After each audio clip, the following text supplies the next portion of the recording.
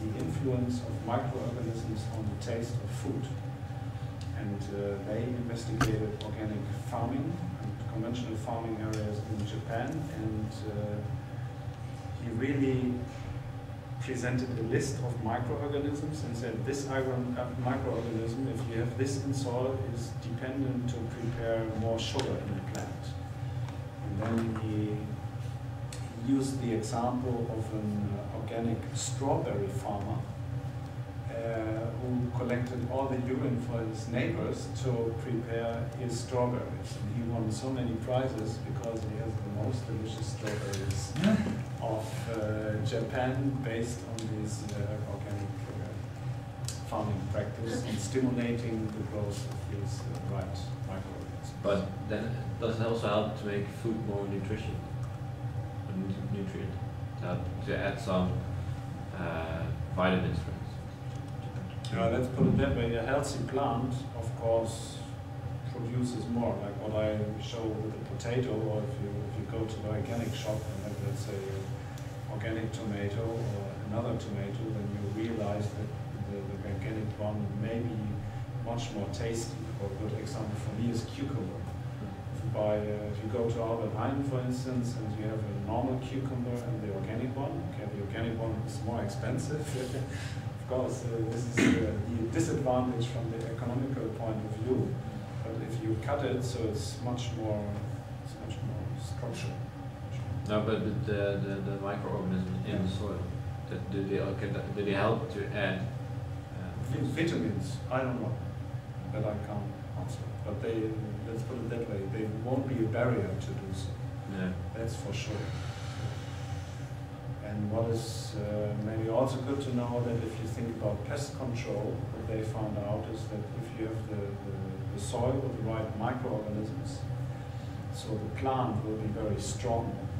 That means that the self-defense system of the plant against pests is much better than if you have a weak plant.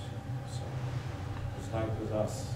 If our immune system is built up, so I can sit somebody with the flu and maybe I will not get the flu, but if I'm weak anyway, then my system is much more sensible to get the flu.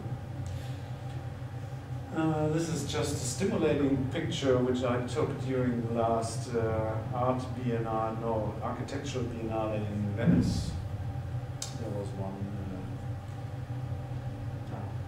exhibition about how you want your city to be in future. And so you can see that they have community gardens here, the fruit gardens, everything is near to the houses, and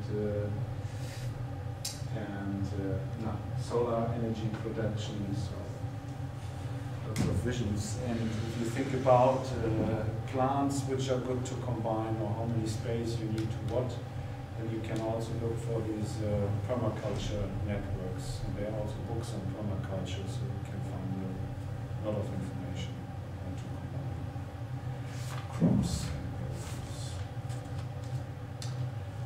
Yeah, so like we learned already in the movie, urban farming is a good way to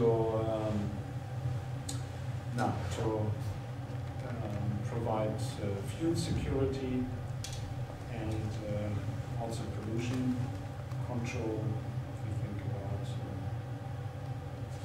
the whole recycling of organic waste and capturing CO2 emissions, and in that way, what is today mostly discussed, and also these skyscraper projects, yeah, they are still focusing on hydroponic farming. I think the next step is go organic. Low rise, high rise, everything can be recycled on site. So imagine, let's say, a skyscraper, super tower where all organic waste and let's say human waste, everything can be in principle recycled on the scale also of the building, because the building has already city scale. And then you can grow also organic food in these structures. So it's in principle possible everywhere, in developing countries and developed countries, high-tech, low-tech.